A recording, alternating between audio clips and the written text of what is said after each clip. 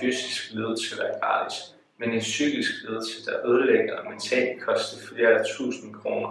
Hvis en person får psykiske problemer i ungdommen, følger de problemer op til personen resten af livet.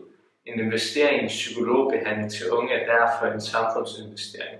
Vi kan spare milliarder af kroner på at afhjælpe psykiske lidelser så tidligt som muligt. Og vi kan samtidig vise, at vi tager hånd om de svageste og mest udsatte unge i Danmark. Med rigtig mange unge bliver presset og døjer med psykiske problemer som angst, depression og stress. Men selv hvis man bliver henvist af sin læge, er psykologhjælp rimelig dyrt. Og selvom det offentlige giver støtte, kommer vi først og fremmest de velstillede til gode, der er råd til at betale resten til.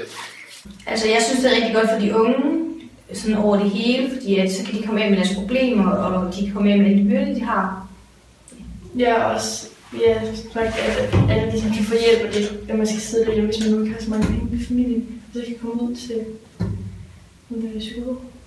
Altså ja, det gør jeg. Jeg synes, det er rigtig godt, som sagt, at de kan få noget hjælp, hvis de har det svært.